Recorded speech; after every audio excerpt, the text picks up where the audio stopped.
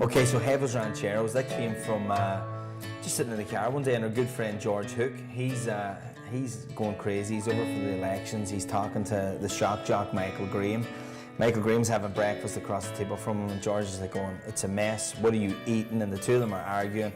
And I just thought to myself, you know what? I know George loves potatoes, so I just thought, you know what? Why don't I stick together something with a little bit of an Irish twist, kicking the Huevos Rancheros. So this one was for Georgie.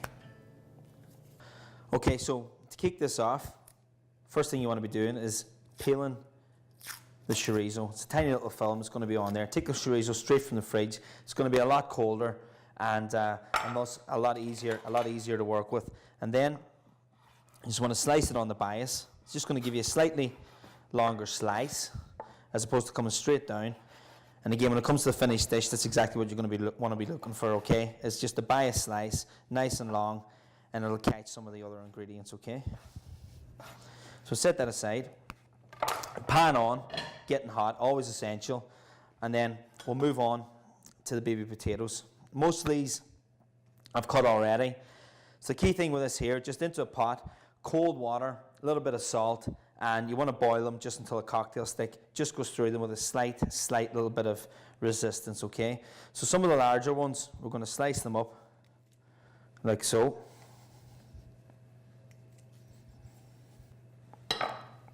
Now, over to the pan, tiny little bit of olive oil. And again, like anything that you're sauteing or cooking, a heavy-based non-stick pan is the way to go. So, in with the potatoes.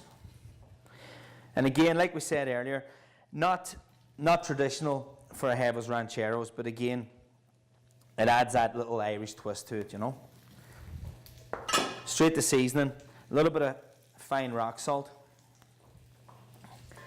and straight in with the chorizo.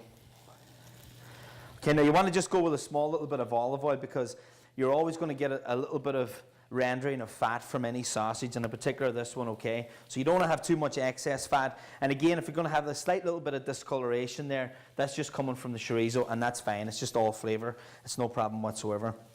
So next thing I'm going to do here is I've got probably more oil here than what you'd normally be, you know, familiar with a fried egg. But the key thing is generally a lot of chefs, whenever they're cooking eggs, they'll do eggs like this here, where you have a nice decent little pool. It's almost like shallow frying, only with a little bit of excess oil. Now for this, because I'm going to be doing it family style, I'm going to do 6 eggs.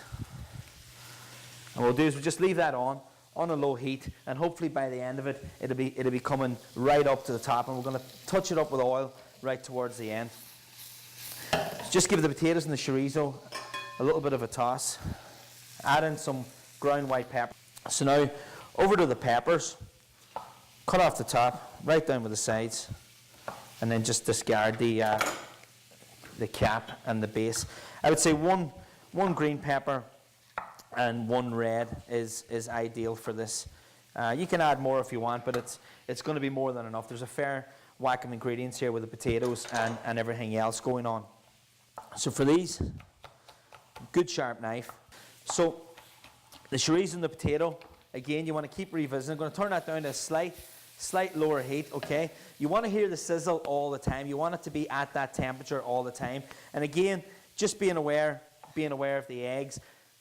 There's no bubbling here. There's no crisping of the edges. It's exactly what I want. It's just coming up at a nice, lovely, gradual heat. Adds to all the flavor. So in with the peppers. Bang the heat right back up again.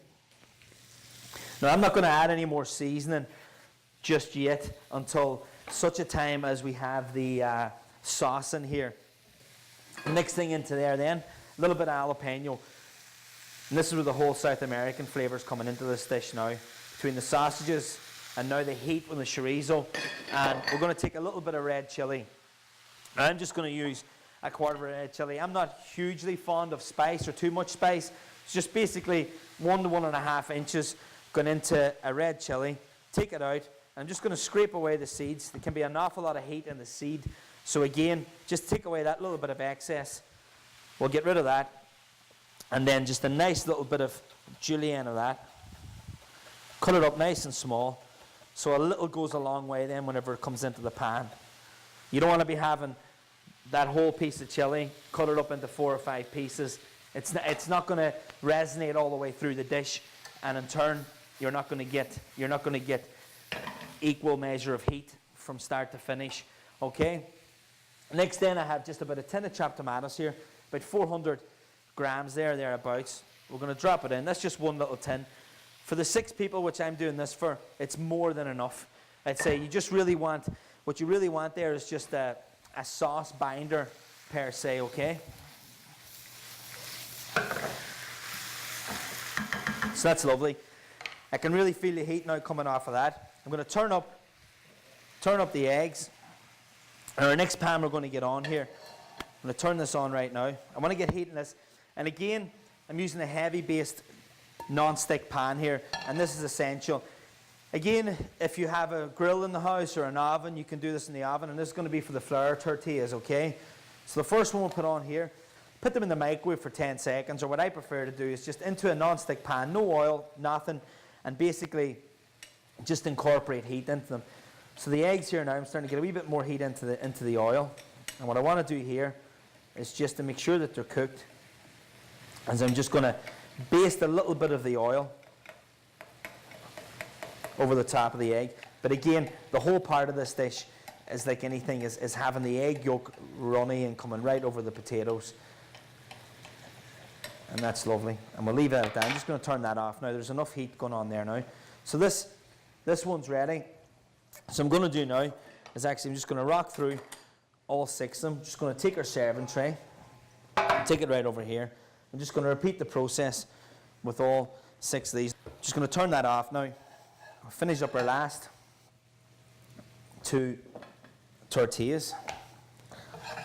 And just be careful, obviously, because this pan now is red hot. But again, if you're working fast, you'll feel the heat. Just once you feel a little bit of heat coming into the tortilla, that's it ready. Move it aside. So we're going to take our mix, pour it right over the tortillas. Next step then is to get each one of the eggs. Just by taking that extra little bit of care right to the end, you'll make sure that you're not breaking any, dropping any, and ruining the finished product. And then just to finish it up, again, cilantro as they call it in America or South America, but coriander to us Irish and all over Europe. So you just want to break the herb. You'll start to smell the herb coming right out. So just give it a rough wee crumble, and there you have it. Our Huevos Rancheros with a little bit of potatoes for that Irish twist.